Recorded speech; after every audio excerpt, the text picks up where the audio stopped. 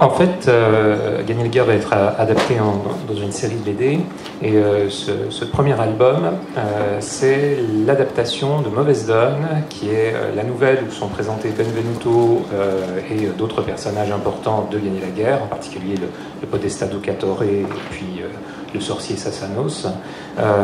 Mais en fait, ce premier album, il concerne la nouvelle qui est quasiment une novella dans Janua Vera, Mauvaise Donne, et ce sera à partir du deuxième album qu'on montrera vraiment dans le roman, dans l'adaptation du roman Gagner la guerre. Je t'ai entendu dire en début de festival, je crois que c'était même la table ronde qui clôturait le colloque, que j'ai oublié ma question, mais ça va revenir.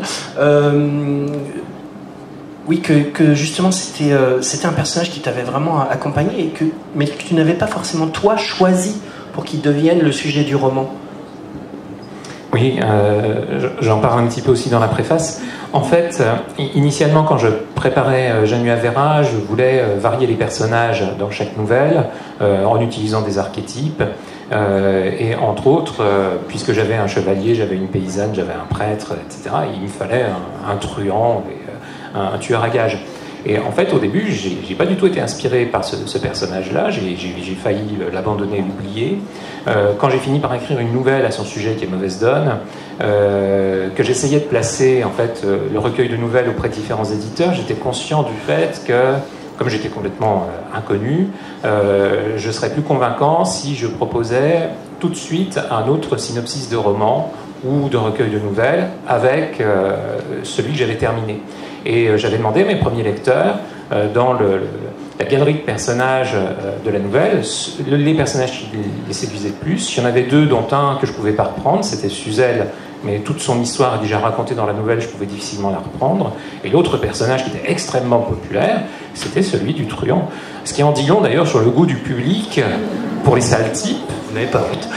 Et effectivement, il y a quelques jours, je disais qu'en fait, c'est le public qui est responsable, c'est pas moi, c'est de votre faute. Si j'ai mis longuement en scène un sale type qui m'a valu des déboires psychologiques et pathologiques par la suite. Et c'est quel horrible. Enfin, voilà. N'importe quoi. Et un succès retentissant quand même, il faut le rappeler aussi. Dont l'éditeur Les Moutons Électriques ne peut que se féliciter, j'imagine. Erdy Barker, parlons un petit peu de vos personnages justement, parce que vous l'avez dit, le modèle ce sont les ninjas, mais en même temps, ce n'est pas la seule originalité qu'ils ont. On a d'un côté, on a Girton, qui est un jeune garçon, un apprenti assassin, mais qui n'a pas vraiment le profil. Vous allez nous expliquer pourquoi. Et puis de l'autre côté, on a celle... Et déjà, c'est une différence notable, c'est une femme qui le forme et l'initie au métier d'assassin, et qui elle-même est un personnage absolument étonnant. Yeah, the clue to why I'm going to try not to get distracted. I'm a bit like a kitten, the bit of string. The clue to what makes Girton different is in his name. He's called Girton Clubfoot, and he's disabled, and that is part of the way they pass. That they don't look like people who are coming to kill you. He looks like he's small, he's non-threatening looking, although he is very stabby and dangerous. And she is, they're both outsiders in that she's darker skinned, which is unusual in this place, and she dresses as a jester, and that allows her to get into places she's always welcome. And I forgot the question.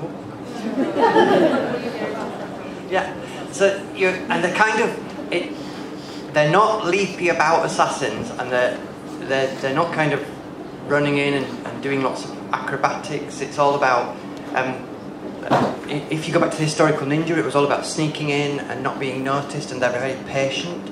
Girton will wait. You go in, you might get a job, you might stay in a job for 6 months and wait for that moment, so you don't kind of get constant killings.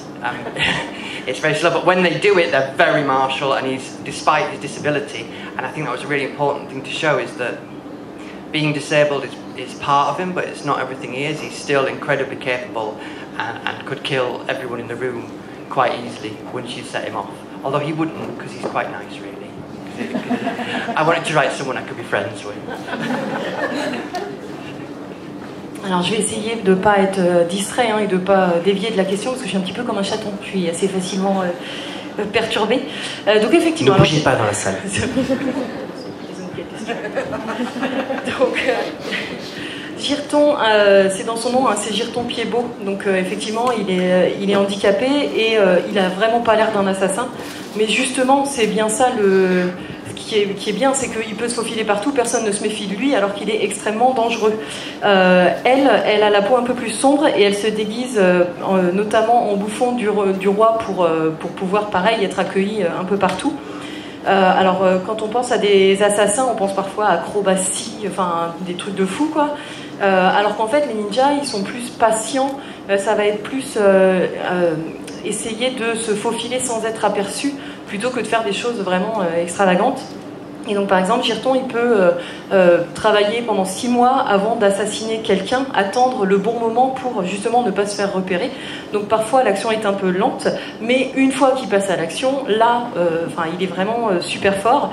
Et malgré son handicap fait partie de lui, mais c'est pas la seule chose qui le définit, il est bien plus que ça. Et techniquement, s'il le voulait, ils pourraient tous nous assassiner dans cette salle, mais il le ferait pas parce qu'il est sympa. Et parce que moi j'écris des personnages dont je pourrais être l'ami, donc il fallait qu'il soit quand même un minimum sympa. One more thing I just remembered. The other thing that makes them different is if I wanted this lovely lady here, for instance, dead, Gerton and Merrila probably would say no. They have an agenda. It's never said, but they are not sort of. You can't just pay them to kill somebody.